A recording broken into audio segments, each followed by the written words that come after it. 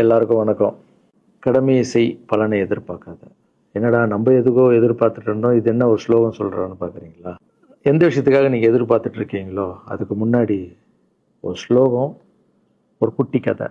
ஏன்னா இந்த வீடியோ முடியும் போது அந்த ஸ்லோகத்துக்கும் அந்த குட்டி கதைக்கும் ஒரு லிங்க் இருக்குது, சரிங்களா? கடமை செய் பலனை எதிர்பார்க்காத, அதான் அந்த ஸ்லோகம். எனக்கு ரொம்ப பிடிச்சது. என்னடா இது, கடமையை செய்ய சொல்கிறாங்க, பலனை எதிர்பார்க்க வேணான்றாங்கல்லன்னு நிறைய பேருக்கு அந்த ஸ்லோகம் மேலே ஒரு டவுட் ஒன்று இருக்குது. வேலை பண்ணுறோம், வேலைக்கேற்ற கூலி எதிர்பார்க்கக்கூடாதா? இவ்வளோ கஷ்டப்பட்டு உழைக்கிறோம், சம்பளத்தை எதிர்பார்க்கக்கூடாதா அப்படின்னு. அந்த ஸ்லோகத்தோடைய முழு மீனிங் என்னன்னா ஒரு கதையாக சொல்லிடுறேன். ஒரு பெரிய வீடு, ஒரு மிகப்பெரிய பணக்காரர். அவர் ரூமு மட்டும் க்ளீன் பண்ணுறதுக்கு ரெண்டு ஆட்கள் இருப்பாங்க. ரொம்ப பிடிச்சவங்கள 2 பேர் அந்த ரூம் க்ளீன் பண்ணுறதுக்கு வச்சுருக்காரு. அவர் மிகப்பெரிய பணக்காரர். அவர் இப்போ 2 பேரும் வந்து ரூம் துடைக்கிறவங்க. ஓகே, அவர் காலையில் ரெடி ஆகி அந்த ரூம்லேருந்து வெளியே வரும்போது அவங்க துடைச்சிட்டு இருக்காங்கல்ல, அதில் ஒருத்தர் வந்து அவர் பாட்டுன்னு ஒரு வேலையை பார்த்துட்டு இருப்பார், துடைச்சிக்கிட்டே இருப்பார். இன்னொருத்தர் இருக்கார்ல, அவர் போய், சார் உங்கள் ட்ரெஸ்ஸு சூப்பராக இருக்குது சார், சார் நீங்கள் போட்டுக்கிற கண்ணாடி நல்லா இருக்கு சார், சென்ட்டு சூப்பராக இருக்குது சார், நல்லா இருக்குது சார், சூப்பராக இருக்கீங்க சார், எனக்கு பேக் கொடுங்க சார் அப்படின்னு வாங்கிட்டு போவார். இன்னொரு ஆள் வணக்கம் சார் சொல்லிட்டு வேலையை மட்டும் பார்த்துட்டு இருப்பார். இப்படியே தினமும் நடக்கும். அப்புறம் அந்த ஓனர் வந்து இந்த ஊரை விட்டு வெளியூருக்கு போகிறாரு. போகும்போது 2 வேலைக்காரங்களும் கூப்பிட்டு ஒருத்தருக்கு வந்து 1 மாதம் சம்பளம் எக்ஸ்ட்ரா. யார் கூட பேக்லாம் தூக்கிட்டு போய் எப்போ பார்த்தாலும் நான் சூப்பர் சொன்னார்ல, அவருக்கு 1 மாதம் சம்பளம் எக்ஸ்ட்ரா. இன்னொரு ஆளுக்கு ஒரு வீடு வாங்கி கொடுத்து அவரை, நீ என் கூடவே வந்துரு, நான் அவர் கூடவே அவரை கூப்பிட்டு போகிறேன். இவன் ஓடி போய் கேட்டானா, சார் என்ன சார் தினமும் நான் தானே சார் உங்கள் பேக் எடுத்துருந்தேன், நான் கொடுத்த வேலையை நீ கரெக்டாக பண்ணல, நீ ஜால்ரா அடிக்கிறதுலையே இருந்த, எனக்கு இது நல்லா இருக்கு அது நல்லா இருக்குன்னு. ஆனால் அவன் வேலையை மட்டும்தான் பார்த்தான். வேலையை கரெக்டாக பார்த்தா பலனு கடவுள் கொடுப்பார். அந்த பலன் தான் இது அப்படின்னு சொன்னான். இப்போ விஷயத்துக்கு வருவோமா? திருச்சி கிழக்கு தொகுதி. இன்னைக்கு நான் என்ன முடிவு சொல்கிறேன் இதுதானே. நான் திருச்சி கிழக்கில் நிற்கணும்னா நான் முதல்ல அரசியலுக்கு வரணும். நான் அரசியலுக்கு வரேனா இல்லையான்றதை சொல்கிறேன். அரசியல் எப்படி என் வாழ்க்கையில் வந்ததுன்னு சொல்கிறேன். உங்களுக்கு நல்லா தெரியும், என் வீட்டில் குழந்தைங்கள வளர்த்துக்கிட்டு நான் பாட்டுன்னு சோஷியல் சர்வீஸ் பண்ணிகிட்டு இருந்தேன். மாற்றுத்திறனாளிக்கு டான்ஸ் சொல்லி கொடுக்குறது, ஓப்பனர் சர்ஜரி பண்ணுறது, பசங்களை படிக்க வைக்கிறது, ஸ்போர்ட்ஸ் எல்லாத்துலேயும் என்னால் முடிஞ்ச வரைக்கும் பண்ணுவேன். என்னால் முடியல மற்றவங்கிட்ட கேட்டு பண்ணிகிட்டு இருந்தேன். இந்த டைமில் தான் ஜல்லிக்கட்டுன்னு ஒன்று வருது. ஒரு சில விஷயம்லாம் ஃபாஸ்ட்டாக சொல்லிடுறேன், உங்களுக்கு தெரிஞ்ச விஷயந்தான். ஜல்லிக்கட்டுன்னு ஒன்று வருது, அதில் நான் போகிறேன், சாப்பாடு போகிறதுக்காக குழந்தைங்களுக்கு போகிறேன். அப்படி நான் அந்த ஜல்லிக்கட்டு நடந்து முடிஞ்ச விஷயம்லாம் உங்களுக்கு தெரியும். அப்புறம் என் மேலே ஒரு தலைவர் விமர்சனம். எதுக்கு தலைவர்னு சொல்லுவார், நம்ம அண்ணன் தான், சீமான் அண்ணன் ஒரு விமர்சனம் வைக்கிறாரு. அதுக்கு நான் மறுபடியும் ஒரு ட்வீட் போடுறேன், அவர் ட்வீட் போடுறேன். அப்போ தான் என் வாழ்க்கையில் அரசியல்னு எடுத்து அந்த நுழையுது. நம்ம சாப்பாடு போகிறதுக்கு போகணும், இது என்னடா இவ்வளோ பெருசாக இருக்குது, அந்த ஜல்லிக்கட்டு தான் எனக்கு அரசியலில் உள்ள நுழைஞ்சது, என்னடா இவ்வளோ பெருசாக இருக்குது அப்படின்னு. அப்படியே போச்சு. அதே தலைவர் தான், அதே சீமான் அண்ணன் தான் ரஜினி சார் அரசியலுக்கு வர்ற மாதிரி பேச்சு அடிபட்ட உடனே அவங்க சைட்லேருந்து பேசுகிறாங்க, தலைவரை பற்றி பேசுகிறாங்க. தலைவர் எனக்கு வந்து ஒரு குரு, என்னை வாழ வச்ச தெய்வம், ஒரு அப்பா மாதிரி, ஒரு அண்ணன், அப்பா எல்லாமே சொல்லலாம். ஸோ அவரை பற்றி அதிகமாக பேச ஒரு முறையும் சூப்பர் ஸ்டாருக்கு ஃபோன் போடுவேன். அண்ணா ரொம்ப ஓவராக பேசுகிறாங்க, டெப்பா கம்முன்னு இருக்கண்ணா, நீ சைலண்ட்டாக இரு. இப்படியே ஓரளவுக்கு தான் நம்மளால் பொறுக்க முடியும். அதுக்கப்புறம் ஆடியோ ரிலீஸ் ஃபங்க்ஷனில் என் மனசில் இருக்கிறதெல்லாம் உடச்சி சொன்னேன். அதை நீங்களும் பார்த்துருப்பீங்க, தெரியும். அதுக்கப்புறம் ஒரு ரஜினி சாருக்கு ஒரு ஃபங்க்ஷன் வந்தது. அந்த ஃபங்க்ஷன்லேயும் பேசினேன் இதை பற்றி. உங்களுக்கு தான் தெரியுமா அந்த வீடியோ, யார் ஓட்டப்பந்தயத்தில் ஜெயிக்கிறது, இப்போ கூட அந்த வீடியோ போயிட்டுருக்கு. அதை பேசணும், அது பாட்டு அப்படியே போயிட்டு இருந்தது. அதுக்கப்புறம் பார்த்தீங்கன்னா ரஜினி சார் அரசியலுக்கு வரேன்னு அனௌன்ஸ் பண்ணுறாரு. பண்ணோடனே நான் போய் தலைவரை பார்க்குறேன். என்ன வரீங்களா அண்ணா, நியூஸில் வருது. ஆமாக்கா நான் வரேன். இன்னும் பயங்கர சந்தோஷம். ஏன்னா வாழ்க்கையில் ஒளி ஏற்றி வச்சவர், அவர் அரசியலுக்கு வர்றாரு, அவருக்கு சப்போர்ட்டிவாக இருக்கணும் நம்ம. அப்புறம் எல்லாருக்கிட்டையும் போய் நம்ம கேட்டுட்டு இருக்கோம், தலைவர் வந்துட்டாருன்னா எல்லாமே குழந்தைங்களுக்கு இன்னும் நிறைய பண்ணலாம் அப்படின்னு. என்ன நானும் வரேன்னு அப்படின்னா ரொம்ப சந்தோஷம் அப்படின்னு ஸ்ட்ரெயிட்டாக கிளம்பி நான் ட்ரஸ்ட்டுக்கு வரேன். என்னுடைய ட்ரஸ்ட்டு, என்னுடைய ஃபேன்ஸு எல்லாரையும் கூப்பிட்டு என்னுடைய வெல்விஷர்ஸ் எல்லாரையும் கூப்பிட்டு உட்கார வச்சு தலைவர் அரசியலுக்கு வராரு. புரியுதுங்களா? எனக்கு வந்து எழுத படிக்க தெரியாது, அதான் ஒரு ட்வீட் பண்ணணும், இதெல்லாம் ரெடி பண்ணுங்கன்னு தமிழில் சொல்லிவிட்டு அவங்க ரெடி பண்ணிட்டு இருக்க ஒரு டீம். இன்னொரு டீம் உட்காந்து என்கிட்ட கேள்வி கேட்குறாங்க, தலைவர் அரசியலுக்கு வந்தால் அவர் வந்து சிஎம் ஆகிடுவார், நீங்கள் வந்து அமைச்சர் ஆகிடுவீங்களாண்ணே, சுகாதாரத்துறை அமைச்சர் தான் நம்ம வந்து ஆப்ரேஷன் நிறைய பண்ணலாம், இன்னொருத்தர் கல்வித்துறை எடுத்தால் நிறைய படிக்க வைக்கலாம். டேய், கடமை செய்யணும், பலன் எதிர்பார்க்கக்கூடாது. சுகாதாரத்துறை அமைச்சர், இது வந்து கல்வித்துறை, இதெல்லாம் படிச்சவங்க வர இடம். அண்ணன் படிக்கலடா. எல்லாருக்கும் படித்த இடத்த போட்டு ஒரே இடத்துல போய் முடங்கி போய் படிப்புனா படிப்பு மட்டும், எல்லாம் கட்சி வளரட்டும், தலைவர் வரட்டும், எல்லா துறையிலேருந்து ஹெல்ப் கட்டு நல்லா பண்ணுவோம், பெரிய ட்ரஸ்ட் கட்டுவோம். இப்போனா சின்ன ட்ரஸ்ட்டில் தான் நம்ம இருக்கோம். சின்ன வீட்டில் 60 குழந்தைங்க நீங்கள் இருக்கீங்க, 100 ஏக்கரில் கட்டுவோம். ஊனமுற்றோர்கள் இந்த பக்கம் திருநங்கைகளுக்கு, இந்த பக்கம் முதியோர்களுக்கு ஒரு பெரிய ட்ரஸ்ட் கட்டி பண்ணுவோம்டா. சூப்பர்ண்ணா. இன்னொருத்தர் டக்குன்னு அங்கேருந்து, அண்ணா நம்மளை ஏற்று பேசிட்டு இருக்காருல்ல சீமான் அண்ணன், அவருக்கு ஆப்போசிட்டாக எதிர்த்து நில்லுங்கண்ணே அப்படின்னா. அது அரசியல் இல்லை. ஒருத்தர் மேலே கோவத்தால் நம்ம அரசியலுக்கு வந்தால் அது வந்து வெறுப்பு அரசியலாக மாறும். அரசியல்ன்றது மக்களுக்கு நல்லது பண்ணுறதுக்காக வரணும். இப்போ அவரை நான் அழிக்கணும், அவரை நான் ஏதோ ஒன்று செய்யணும்னு அந்த ஆசையில் வந்தேன்னு வச்சுங்களேன், ஆசை என்ன கோபமாக மாறும். கோவத்துலேருந்து என்ன வரும், வார்த்தைகள் தப்பாக வரும். வார்த்தைகள் மட்டும் வராது, தப்பான வார்த்தைகள் வரும். மக்களுக்கு நம்ம மேலே மரியாதை இல்லை, மக்களுக்கு நம்ம மேலே மரியாதை இருக்காது, போயிடும். ஸோ அதால் அரசியலுக்கு வரோன்னா அவரை அழிக்கிற இவழியாக இருக்கிறேன். பதிவை பற்றி பேசுகிறத ஃபஸ்ட்டு விடுங்கடா, ஃபஸ்ட்டு வேலையை பார்ப்போம்டா. நம்ம தலைவர் வரோன்னு சொல்லிட்டாரு, ட்வீட் போடுங்களா அப்படின்னு ட்வீட் போட்டுட்டு அங்கேருந்து போட்டுட்டு வீட்டுக்கு போகிறேன். இங்கே தான் பெரிய ட்விஸ்ட் இருக்குது எனக்கு. வீட்டுக்கு போகிறேன். வீட்டுக்கு போனோன்னா எப்பவும் நான் அம்மா கிட்ட போய் ஒரு விஷயத்த சொல்கிறதுக்கு முன்னாடி ஒரு சர்ப்ரைஸ் ஒன்று பண்ணுவேன். எங்கள் அம்மா கோவில் கட்டுறது கூட, கோவில் கட்டிட்டு ஸ்டாச்சுலாம் ஆர்டர் பண்ண அப்புறம் தான் அந்த ஸ்டாச்சுவே காமிச்சாங்க அம்மாவுக்கு. அதே மாதிரி அரசியல் விஷயத்துலையும் போய் சொல்லலான்னு அம்மாவை கூப்பிட்டு ஃபேமிலியெல்லாம் உட்கார வச்சு, அம்மா தலைவர் அரசியலுக்கு வர்றாரு, சரி கண்ணா, நானும் அரசியல் போடுறேன், இங்கே பரமா ட்வீட் போட்டிருக்கேன் அப்படின்னு அம்மா முகம் டக்குன்னு மாறிட்டு ஓகே கண்ணா, ஓகே நான் சாப்பிடலாம் அப்படின்னு எழுந்து போயிட்டாங்க. என்ன இப்படி போக மாட்டாங்களே, ஒரு விஷயத்த சொன்னால் சூப்பர் கண்ணான்னு பேசுவாங்கள்ல, 1 hour அதில் இருக்கிற நல்லது கெட்டது எல்லாம் பேசுவாங்க, என்ன போயிட்டாங்க அப்படின்னு ஒரு ஃபீல். சரி, இது உடம்பு சரியில்லை போல, அப்செட்டில் இருக்கான்னு விட்டேன்.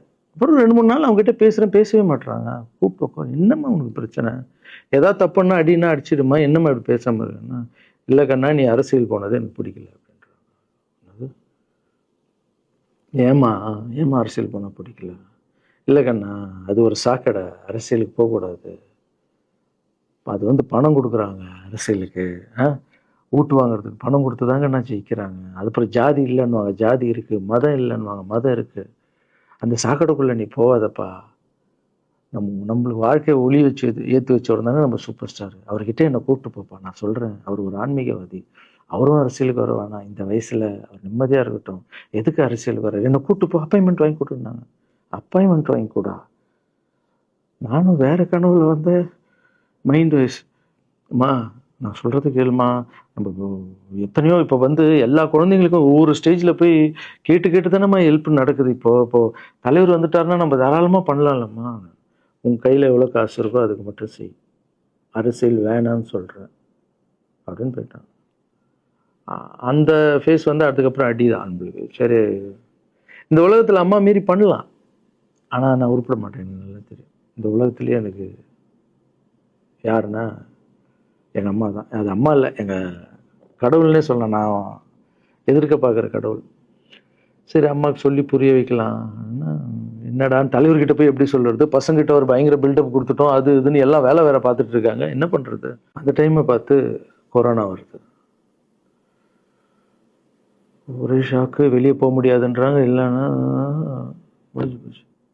பிரச்சாரம் பண்ண வெளியே போக முடியாது, தலைவருக்கு உடம்பு சரியில்லாமல் போகுது, ஹைதராபாத் ஷூட்டிங் போகிறாரு, உடம்பு முடியல, அப்படியே எல்லாமே கொலாப்ஸ் ஆகுது. அப்புறம் தலைவர் அலௌன்ஸ் பண்ணுறாரு, நான் அரசியலுக்கு வரல, டாக்டர்ஸ் வந்து போகக்கூடாதுன்னு சொல்லிட்டாங்க, கொரோனா டைமில் நம்ம வந்து பிரச்சாரம் போக முடியாது, அந்த காரணம் சொன்னார். அது உங்களுக்கு எல்லாருக்கும் தெரியும். தான் தலைமையில் கை வச்சுன்னு உட்காந்துட்டோம். நான் ட்ரஸ்ட்டில் இருக்கிற குழந்தைங்க மற்றவங்க எல்லாரும் என்னென்னோ நினச்சி ஒர்க் பண்ணிட்டு இருந்தால எல்லாரும் அப்செட்டில் உட்காந்துருக்கோம். தலைவர் ஒருத்தம் போய் பேசி பார்க்கலாம் அவர்கிட்ட, தலைவர் வர்றாரு, கூப்பிட்றாரு, போகணும். அந்த மாதிரி தலைவரை பார்த்ததில்லை நான். அப்படியே எனக்கு புரிஞ்சுது, அவர் ரொம்ப வலியில் இருக்கார் அப்படின்னு. எவ்வளோ சுறுசுறுப்பானால உடம்பு முடியலைங்கண்ணா. பரவாயில்ல, உங்கள் உடம்பு தானே முக்கியம், என்ன இதெல்லாம் என்னென்ன தூக்கி போடுங்கண்ணா. இல்லைங்கண்ணா, இத்தனை வருஷம் என்னை வாழ வச்சாங்கல்ல, அவங்களுக்கு ஏதாவது ஒன்று பண்ணணும்னு நினச்சாங்கண்ணா, இங்கே குத்துதுக்கண்ணா, எனக்கு என்ன பண்ணுறதுன்னு தெரியல, ரொம்ப கஷ்டமாக இருக்குது அப்படின்னா. அண்ணே அதை விடுங்கண்ணே, எல்லாம் அப்படின்னு அவர்கிட்ட பேசிட்டு அவர் வந்து அப்போ நான் முன்னாடி பேசும்போது அவர் சொல்கிறார், நான் கூட பதவிக்கு வரணும்னு ஆசைப்படல, இன்னொரு நல்ல ஆள் படித்த ஆள் அங்கே நிற்க வச்சுப்பாங்க, யாருன்னே சொல்லுவேன், யாருன்னு கூட சொல்லலை. அது அப்படியே போச்சு, அவர் மனசுக்கு மட்டும்தான் தெரியும், யாருன்னு கூட சொல்லலை. ரொம்ப அப்செட்டாக இருந்தார். சரி ஓகே, இதுவும் கடந்து போகணும். அப்படியே கடந்து போச்சு. எனக்கும் காஞ்சனா படம் அது இதுன்னு வந்து பெரிய ஹிட் ஆகுது. அதுக்கப்புறம் யாருக்கிட்டேயும் நீங்கள் யாரும் எனக்கு ஹெல்ப் பண்ண வேணாம். முதல் நாள் நான் கலைஞர் ஐயா கிட்ட ஹெல்ப் கேட்டேன். அவர் ஒரு சில குழந்தைங்களுக்கு ஹெல்ப் பண்ணார்.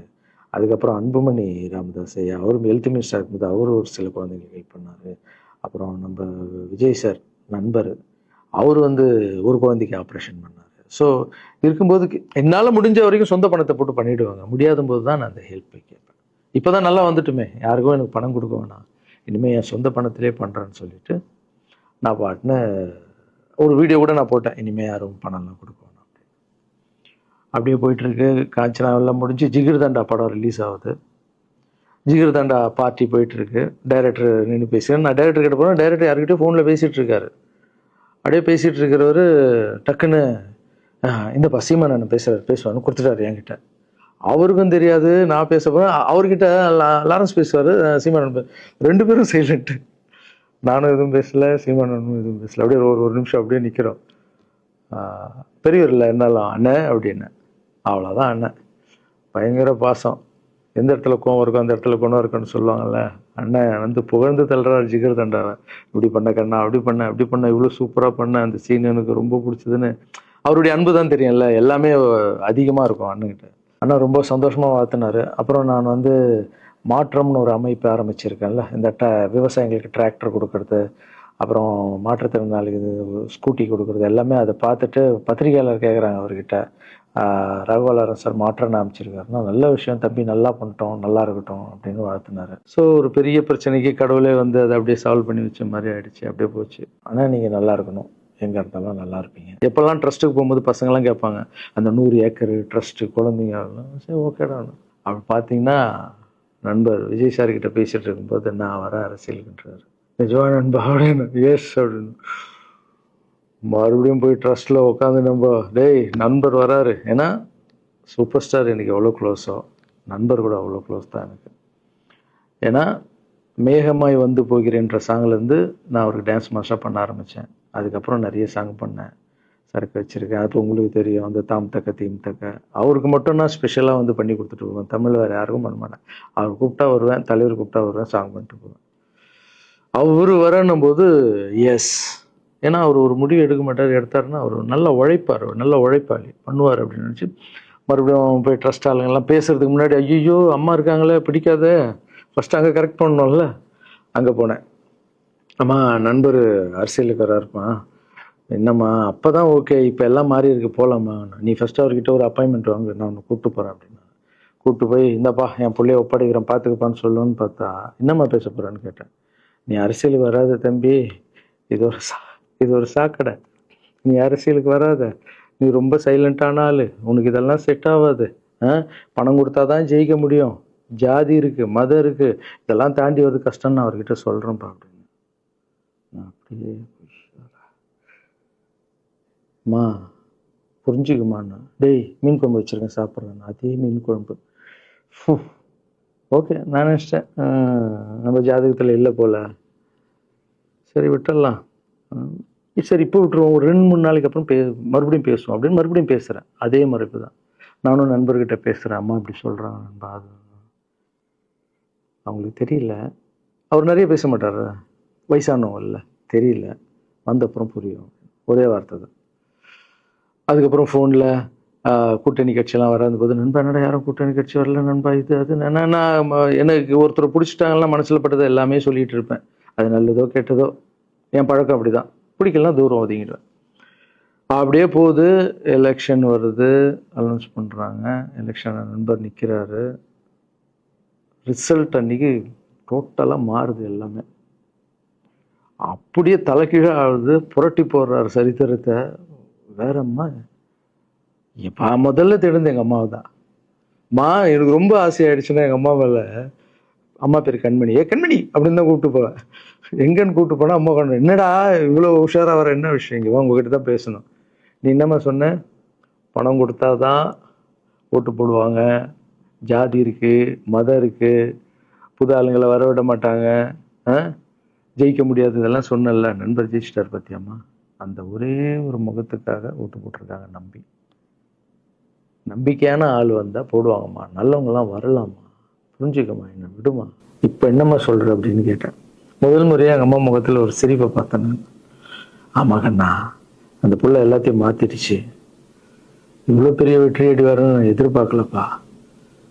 ஒரு நல்ல மனுஷன் வந்து பண்ணணும்னு நினச்சா அது முடியுங்கண்ணான்ற நம்பிக்கை எனக்கு வந்திருக்குப்பா அப்படின்னு அம்மா சொன்னான். அப்போ என்ன போயிடலாமா, ஓகேவா அப்படின்னு கேட்டேன். போகண்ணா, நீ நினச்ச மாதிரி பண்ணு அப்படின்னு அம்மா சொன்னோன்னு காலில் சாப்பிட்டாமா வந்தேன். தேங்க்யூ ஸோ மச்மா அப்படின்னு. ரொம்ப ஹாப்பி நான். அம்மா ஓகே சொல்லிட்டாங்க அரசியல் வர்றதுக்கு. இப்போ நான் தாய்க்கு நிகரான்னு நினைக்கிறேன். என் ரசிகர்கள் கேட்குறேன், நான் அரசியலுக்கு வரலாமா? இதை பார்த்துட்டு இருக்கிறவங்களுக்கு, இந்த மக்களை கேட்குறேன், நான் அரசியலுக்கு வரலாமா? அந்த தகுதி எனக்கு இருக்கா? நீங்களும் சொல்லுங்கள். இந்த வீடியோ பார்த்துட்டு இருக்கவங்க கமெண்ட்ஸ் போடுங்க. பசங்களா, இவங்க தான் என்னுடைய 22 வருஷத்தினுடைய உழைப்பு. அரசியலுக்கே வராமல் மக்களுக்கு நான் செஞ்ச சேவை உங்கள் கண்ணு முன்னாடி நிப்பாட்டியிருக்கேன். இப்போ உங்கள் வயசு என்ன? 22 வயசாகுது. ஒரு வயசில் என் கையில் வந்தார் இவர். அந்த ஃபோட்டோவை நீங்களே பாருங்கள். இப்போ 22 வயசு. ஒரு குழந்தைய வளர்க்குறதுக்கு நீங்கள் எவ்வளோ கஷ்டப்படுவீங்க உங்களுக்கு தெரியும்ல. அந்த கஷ்டம் என்னென்னா, ஸ்கூலுக்கு அனுப்புறது ஃபீஸ் கட்டுறதுலேருந்து, உடம்பு சரியில்லாமல் போனான்னு அவன் ஆசையில் நிறைவேற்றுறதுலேருந்து, ஒரு குழந்தைக்கு அப்படி இருந்தால் 60 குழந்தைங்களை வளர்த்துருக்கேன். எவ்வளோ பிரச்சனை வந்திருக்கேன், எவ்வளோ நோய்கள் வந்திருக்கும், எவ்வளோ நைட் தூங்காமல் வந்திருக்கேன், அதில் எவ்வளோ டிஸ்டர்ப், அதுவும் என் வீட்டில் வளர்த்துருக்கேன். இதெல்லாம் எதுக்கு பண்ணேன்னா, எந்த ஒரு எதிர்பார்ப்பும் இல்லாமல் கடமை செய் பலனை எதிர்பார்க்காதன்ற இந்த வார்த்தை எனக்கு ரொம்ப பிடிக்கும். அதுக்காக செஞ்சுருக்கேன், என் மக்களுக்காக செஞ்சுருக்கேன். ஏன்னா மக்கள் தான் என் படத்தை பார்க்குறாங்க. மக்களால் தான் நான் கார் வாங்குகிறேன், வீடு வாங்குகிறேன், சந்தோஷமாக இருக்கேன். அவங்களுக்கு இந்த சொசைட்டிக்கு நான் ஏதாவது பண்ணணும். அரசியலுக்கு வர்றதுக்கு முன்னாடியே பண்ண விஷயங்கள் பார்த்தீங்கல்ல. 22 வருஷம் உழைச்சிருக்கேன். ஒரு கதை ஒன்று சொன்னேன்ல, 2 வேலைக்காரங்க இருந்தாங்கன்னு. சின்சியராக யாருக்கும் ஜாலர் அடிக்காமல் எதுவும் பண்ணாமல் என் தொழிலுக்கு தர்மமாக, என் மக்களுக்கு தர்மமாக என்ன பண்ணணுமோ 22 வருஷம் உழைச்சி உங்கள் கண்ணு முன்னாடி நிப்பாட்டிட்டேன். அந்த ஓனர் ஒரு பலன் கொடுத்தார்ல, அந்த ஓனர் யார் தெரியுமா? கடவுள். அந்த கடவுளுக்கு தெரியும் எனக்கு என்ன பலன் கொடுக்கணும். இதுக்கு தான் அந்த கதை லிங்க் ஆகும்னு சொன்னேன். ஸோ நீங்கள் சொல்லுங்கள், நான் அரசியலுக்கு வரணுமா வேண்டாம்? வேண்டாம்னா வேணான்னு சொல்லுங்கள். வாப்பா, வாடாகண்ணா, வா நண்பா, வாங்கண்ணா அப்படின்னு சொல்லுங்கள். என் முடிவை நான் உங்களுக்கு சொல்கிறேன். உங்கள் முடிவுக்காக காத்திருக்கேன்.